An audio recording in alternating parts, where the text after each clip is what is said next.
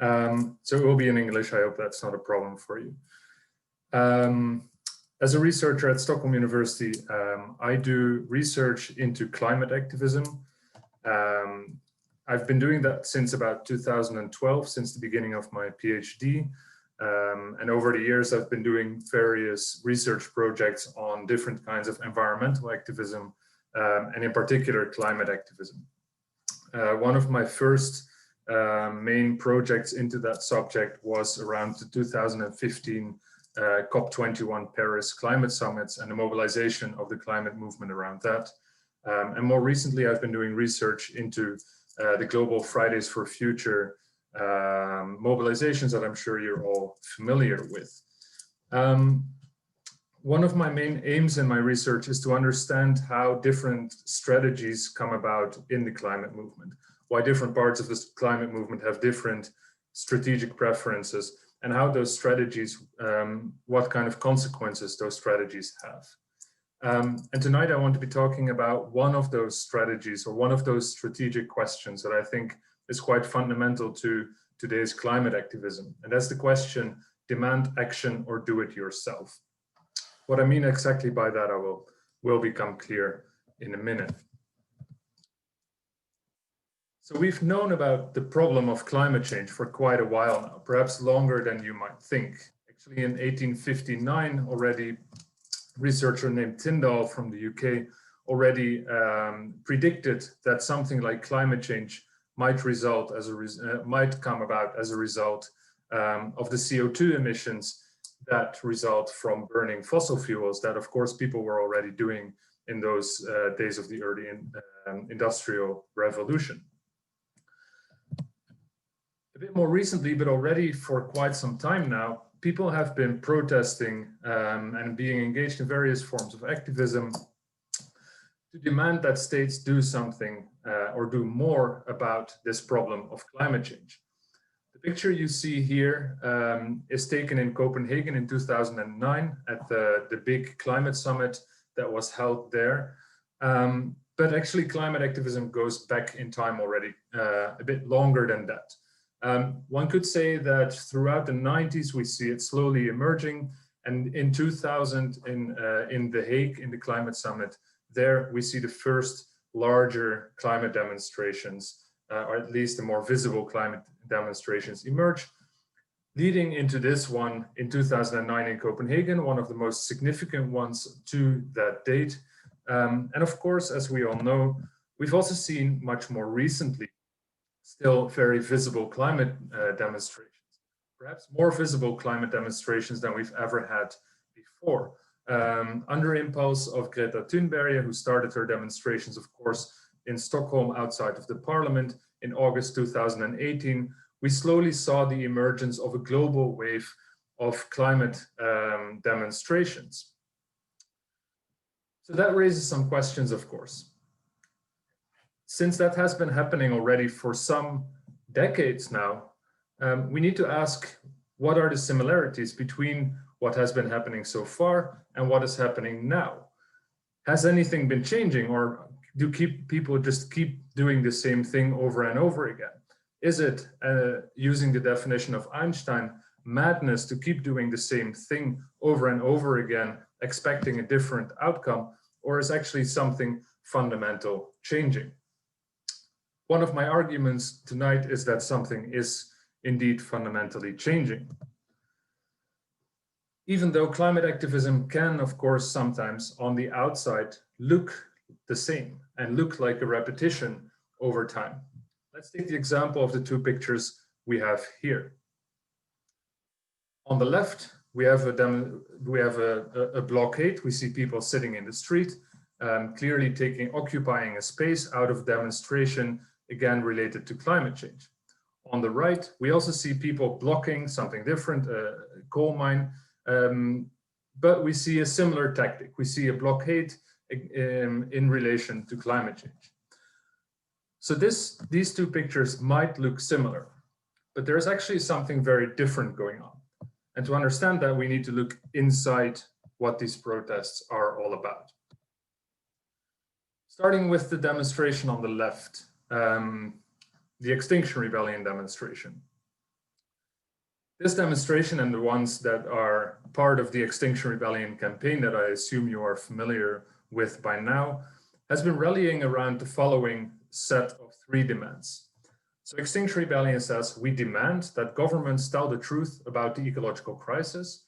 We demand 0 emissions and drawdown by 2025, especially through government action. And we demand that governments organize a more participatory form of democracy to govern the climate crisis. If we look then at what was going on behind the scenes at this other demonstration, or at this other blockade, the blockade of the coal mine, which was held under the banner of Ende Gelände in Germany, whereby on a sort of yearly basis, thousands of activists go into different coal mines and try to blockade these coal mines from operating, at least for a day or so. They explained their actions as follows. At Pentecost 2016, Ende Gelände went to Lusatia with nearly 4,000 people to block lignite mining infrastructure and show that we are the investment risk. This is a very, very different way of thinking about activism.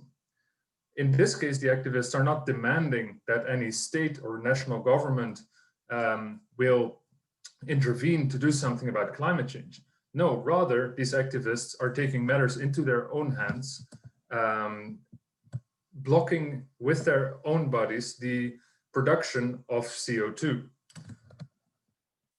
So if we compare the 2 pictures again, we still see two groups of people blocking a site, where the ones on the left are raising their voice, making a claim to the state, demanding action.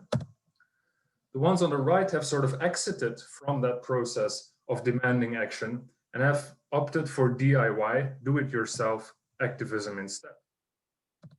And we can make a similar comparison by looking at, for instance, these pictures. Again, the one on the left you're already familiar with, people protesting, marching in Copenhagen in 2009 to demand that the world governments, world leaders take action on climate change. On the right, we also see a demonstration around the climate summit, this time in 2015 in Paris at COP21, the one that led to the Paris Agreement.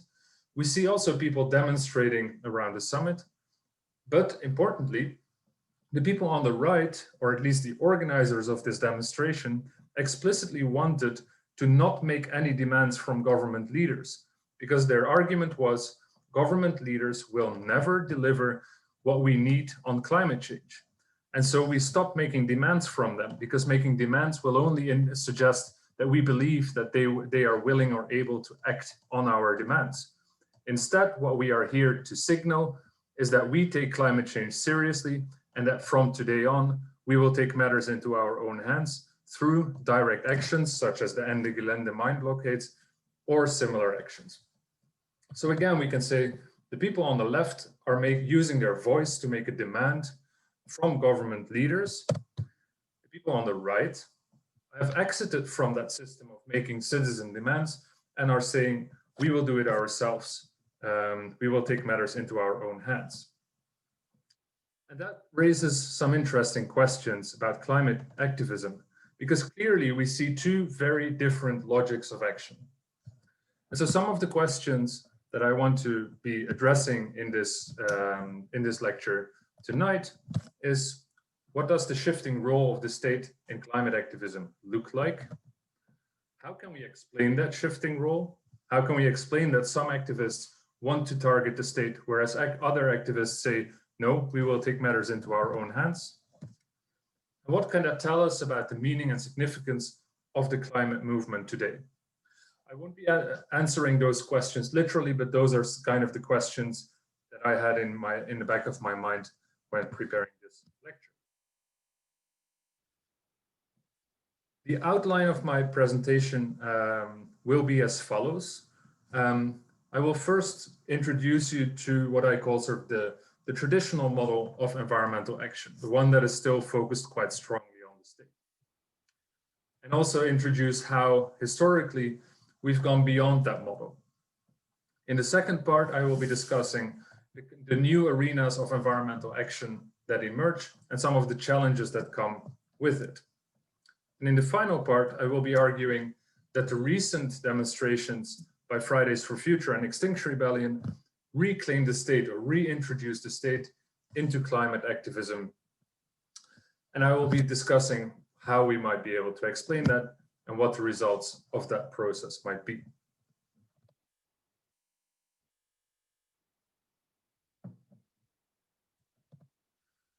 So the traditional model of environmental action can be understood, as I already mentioned, as a model of action that is focused on the role of citizens as people who demand action from the state, who demand that the state take issues like environmental degradation seriously, like climate change, that they act on those problems to protect citizens.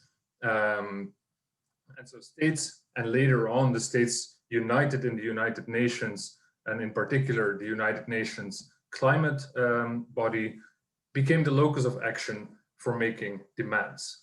So the idea is that through petitioning, through demonstrations, through marches, citizens put pressure on governments to raise and to demand that governments take meaningful action on these problems. And we see that over time, the movements, the environmental movement, the climate movement, have had some increasing recognition and have been somewhat successful in what they were doing. Environmental movements have been successful in getting environmental topics onto the political agenda, and climate movements have been successful in raising public awareness and political pressure on politicians to do something about climate change. However, as climate activists increasingly noticed over time, this growing willingness of states to do something about climate change or similar problems has not led to the delivery of the kind of change that activists wanted to see. As we all know, there is still an enormous gap between the kind of action that scientists tell us we need on climate change and the kind of action that governments around the world are taking. So it is against this backdrop then that some activists started to question the usefulness of taking the state as a target for action. If the state or the UN, as a body where states are united, are seen as fundamentally incapable of addressing environmental problems, then how much use is it still to try and target them and to put pressure on them? We might be able to get them to act. We might be able to make them willing to act, I should say, activists might think. But if they are only willing but unable to act, then perhaps it's not very useful to target them. And so as a result, we see the emergence of what sociologist Ulrich Beck has called sub-politics. Sub-politics are the kinds of politics outside of the state, the politics in the marketplace, the politics in everyday life. And it is those kinds of politics that arguably become more interesting for activists if they no longer believe that engaging with the state is a very useful way to spend their limited resources.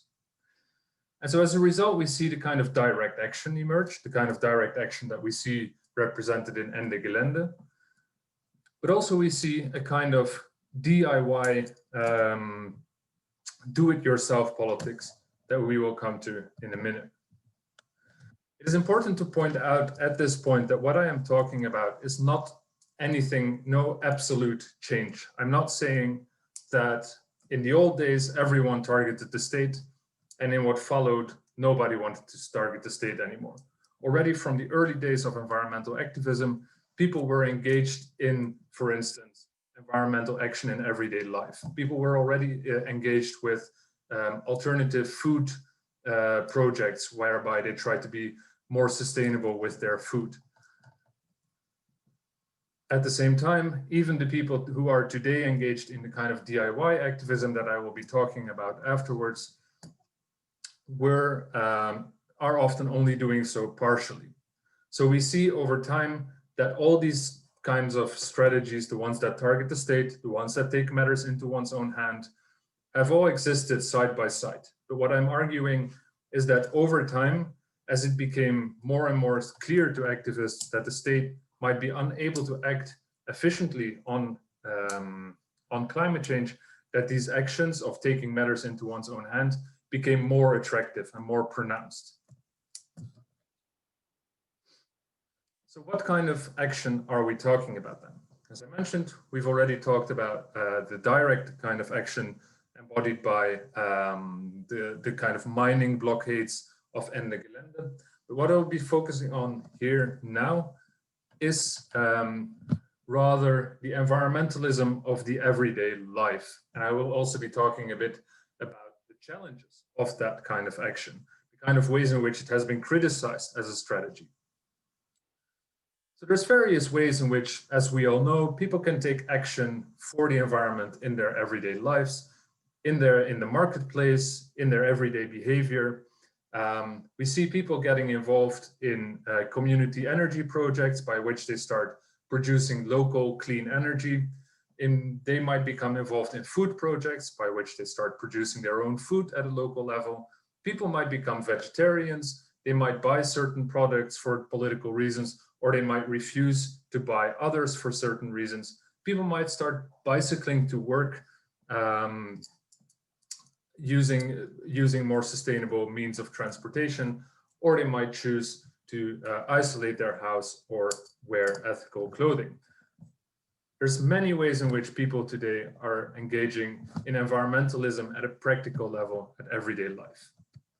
And we can to some extent understand that emergence of more and more people taking action in the everyday life as a response to the fact that the state seems to be incapable to do something about our main environmental problems, and the feeling that it might therefore be useless to make demands from such states. To give you an example of what this kind of logic might look like, this is a quote from an activist who I interviewed a few years ago in a research project on one of those everyday life environmental movements. One activist explained, "I wouldn't go as far as to say that engaging in state-oriented politics is useless.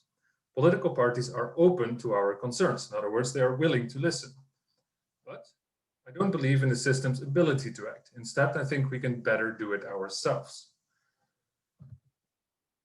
Another example of somebody who sees everyday activism as the answer to the inability of governments to act is this woman named Megan, who writes a book review I recently found online of the book The Power of Just Doing Stuff, which is a kind of handbook of the transition town movement, which was, nowadays it's a bit less famous, but it used to be very famous for organizing these kinds of local, everyday kinds of environmentalism. So in this review, Megan writes, "For me, the transition town movement is one of the best things going on right now, taking a realistic look at peak oil, climate change, and our long-term economic problems, and then finding ways for citizens to take collective action to address all of these together. The message is, think about the world you want to see, one in which these long-term dilemmas are addressed, and rather than wait for government officials or someone else to make it happen yourself with your family, friends, and neighbors." So again, we see very clearly that people engaged in these forms of action see this link between the inability of states to act and the need for them to take matters into their own hands in their everyday life. And while that might sound like a good solution to the inability of states to act, it has also drawn a lot of criticism. So already in 2009, Jensen wrote that consumer culture and the capitalist mindset have taught us to substitute acts of personal consumption for organized political resistance. So they're saying this kind of activism, the everyday life activism, is just making you engage in more consumption. It's just drawing your focus away from real activism to consumption. I recently found this comment by someone, by a Facebook friend who I saw this commenting this on my Facebook wall to someone named Peter. So the person writes, "Thank you for commenting, Peter." Peter had given some kind of an argument about how we should take responsibility for environmental problems in our everyday life. So this person says, "You raise some important issues, but I beg to differ. Abolitionists weren't self-absorbed, beautiful souls consuming slave-free cotton or chocolate. They were abolitionists because they wanted to change the system, not their shirts. Your consumer guilt argument falls short simply because individual purity has never achieved anything other than distraction.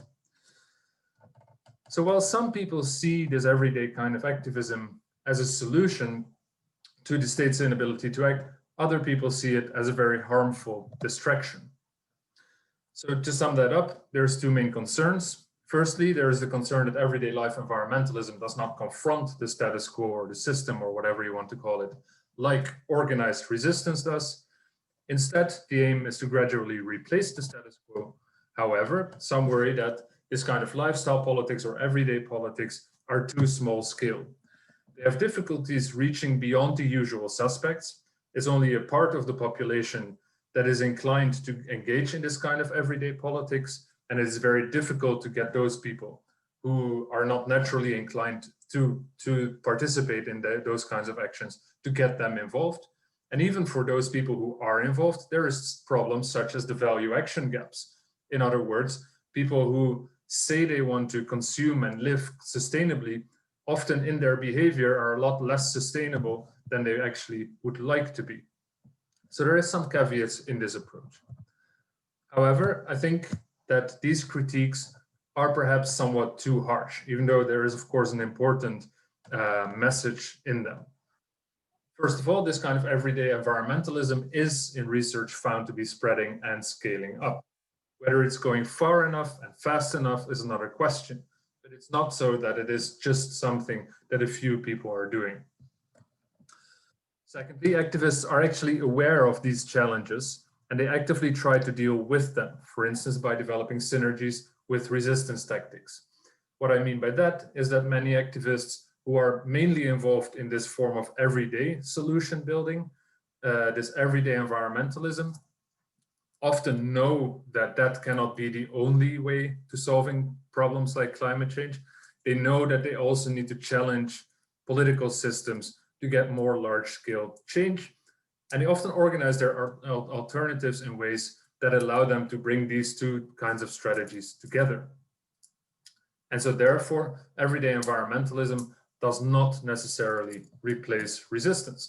Rather, we see that many of the organizations involved in organizing these alternatives also get involved in organizing resistance. And also at an individual level, we see that people who are more likely, who are more involved in lifestyle politics are also people who ultimately are more likely to become involved in things like protesting. So the two are not mutually opposed. But there is some important warnings. And it seems that some of these warnings have been taken on board by people in the climate movement, because recently we've seen the reintroduction of the state into climate activism, even though, as I mentioned before, it shouldn't be said that it has at any point been permanently permanently disappeared, of course. So what do I mean when we might be seeing the reclaiming of the state or the reintroduction of the state? Let's return here to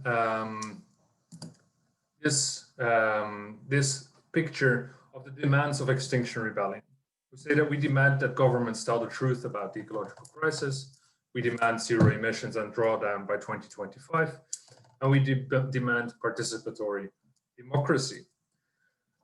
Clearly, this is very different logic of action, actually one that goes back to what we are used to see in that traditional model of environmental action, making demands that the state plays its role of doing something about environmental problems. In Fridays for Future, we see something similar. We see that Fridays for Future clearly targets its demonstrations and its actions at government leaders. Think, for instance, about Greta Thunberg, who sat down in front of the Swedish parliament. And the rallying around demands such as listen to the science, it is the politicians who have to listen to the science. There's politicians who are demanded to take action. So how can we explain that kind of shift back to the state? To answer that question, I will be making use of some protest survey data that I've been able to collect together with a large number of colleagues. And across 25 cities in 3 continents, we managed to interview about 5,000 Fridays for Future protesters and about 400 Extinction Rebellion protesters in the UK. And so we know quite well from these campaigns who were involved, why they were involved, what they wanted to achieve, etc. So based on those data, I will be discussing in this last part of the lecture what role the state plays in these campaigns and how we can explain that role. First, let's look at these figures. You need to focus on the orange dots. This question asked people to what extent they agreed that the aim of the protests, of the Fridays for Future protests, was to put pressure on politicians. Looking at those orange dots, we see they indicate to what extent people agreed, how many people agreed or strongly agreed that the aim of the demonstration was to pressure politicians. As we see in these orange dots, there are in almost all the cities where we did our research, very close to 100%. It seems that the focus on the state is indeed back, clearly. So how can we explain that? And by the way, this was very much the same in Extinction Rebellion. And I have 3 possible explanations that I want to go through with you here.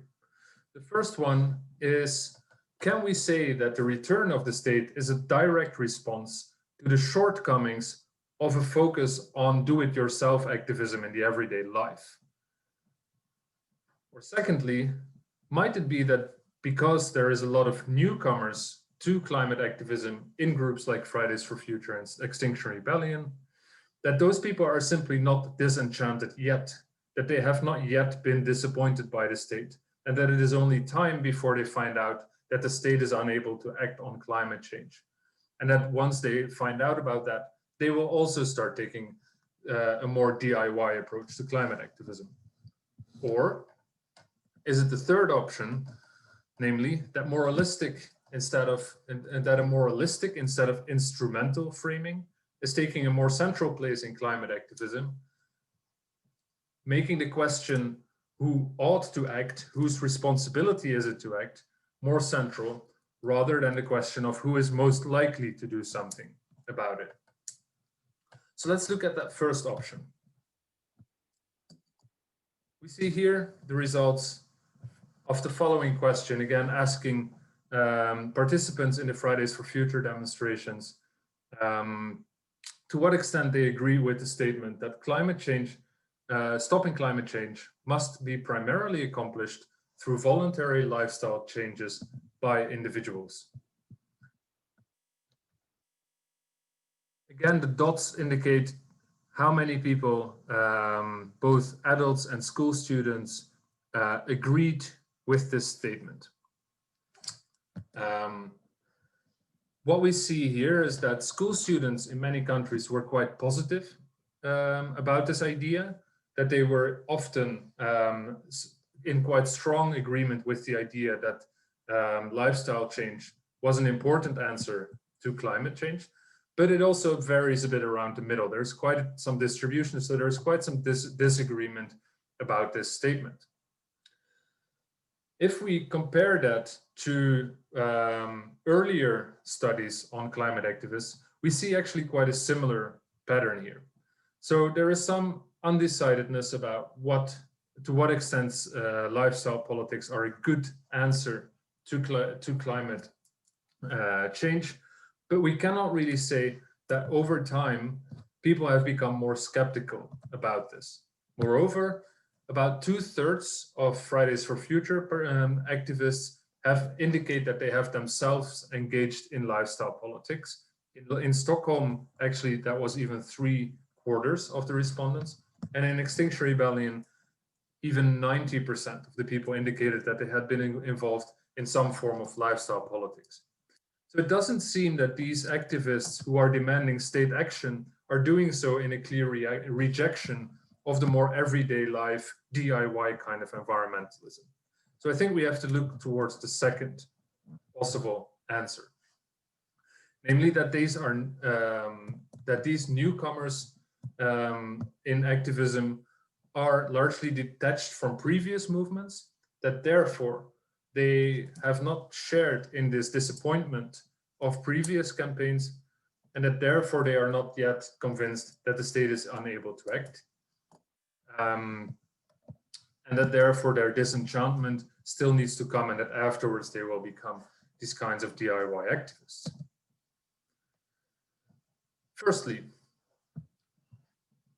we find that about 38% of the participants in Fridays for Future, when we interviewed people in March 2019, were first-timers.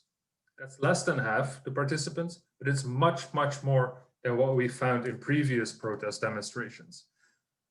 Between 2009 and 2013, a large team of researchers did similar studies with a range of topics, and they found that 10% is a typical number of first-timers, so people who for the first time in their lives are participating in a demonstration. In Fridays for Future, again, we found this to be 38%. Less than 10% were active members in environmental organizations, and 8% was recruited by environmental organizations. Most people were newcomers, they were mobilized by their friends, and they were largely disconnected from environmental organizations. So this idea that we have a group of newcomers here, who therefore might not yet be disenchanted, might hold true. However, we also ask people participating in the Fridays for Future demonstrations the following question. Governments can be relied on to solve our environmental problems. To what extent do you agree or disagree with that? Now, there's a lot of numbers in this slide. What you basically have to look for, or what you basically should see, is that there is a lot of red. All the red means people who disagree that we can rely on governments to solve our environmental problems. The green means that people think that we can rely on governments to address our environmental problems. Clearly, we see a lot more red than green. So this suggests quite clearly that within these movements, we don't have people who are sort of naively thinking that governments will simply solve this problem for us. So the second idea, that we have newcomers who still need to be disenchanted, doesn't seem to hold true. We have newcomers, but they are not naive. So what about the third possibility then? The moralistic framing of the new climate activism. Could it be that because these activists are primarily focused on making a demand based on moral conviction, that it is the moral duty of governments to do something about climate change, that they don't really care anymore whether or not that is an effective strategy? If we look at, for instance, the tone of the speeches by Greta Thunberg, this one is quite famous by now, when she said that people are dying. All you can talk about is money and fairy tales of economic growth. How dare you? Clearly, this "how dare you" emphasizes a moral statement. Similarly, let's look at this elderly Extinction Rebellion activist who's wearing a sign saying, "I am a rebel so that I can look my grandchildren in the eye." What he's trying to do is, he himself is trying to do the morally right thing of taking action on this very big problem that climate change is.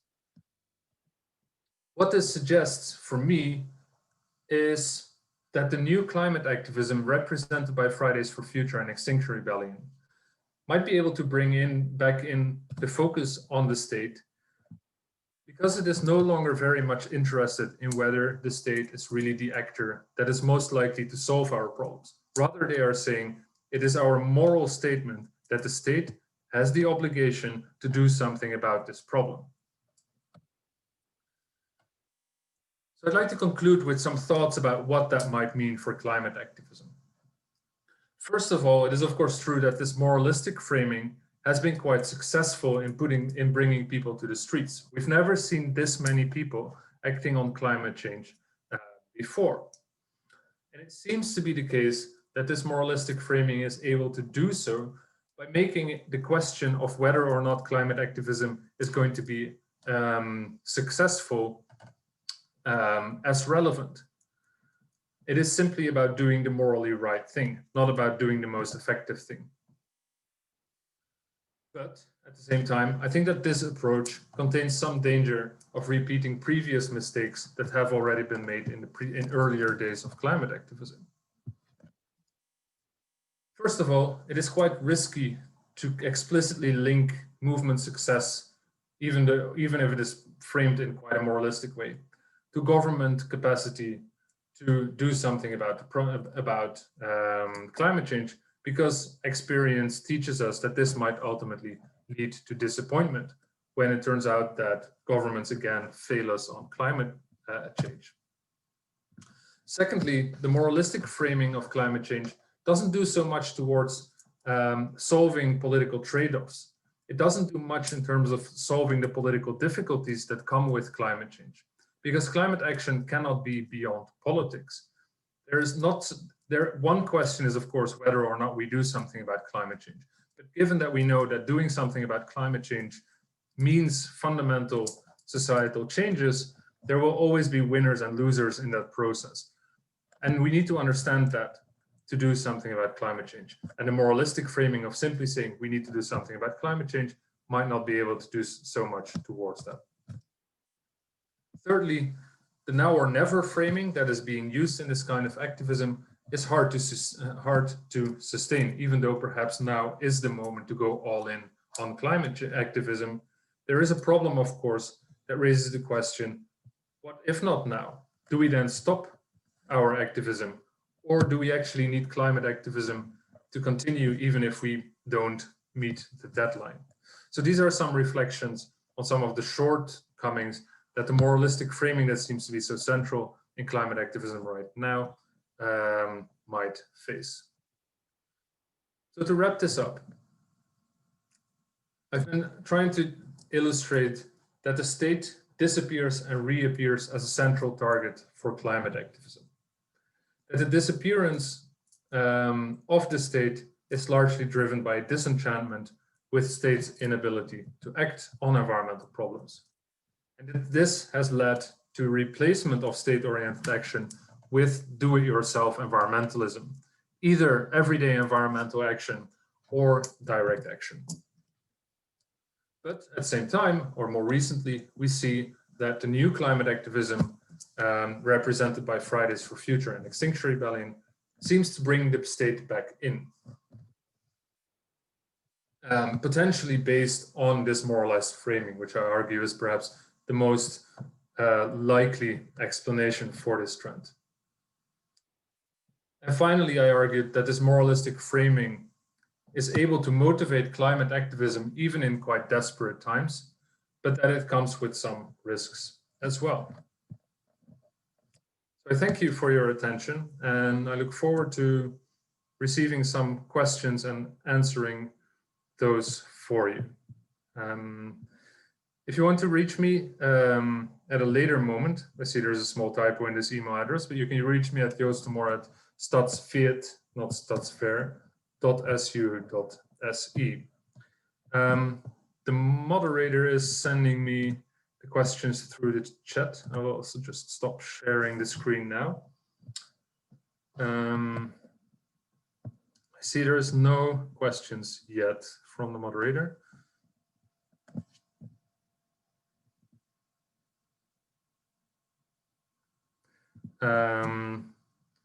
So I think we can, I don't know if we should wait a few minutes to see if anything is coming in. Perhaps some people are typing questions right now.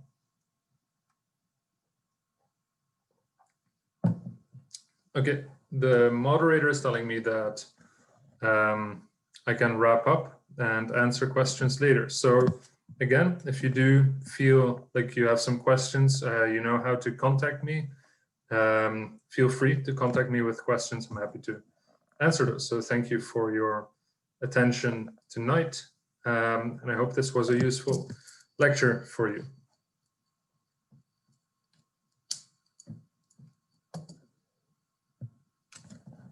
Thank you, Joost. That was great.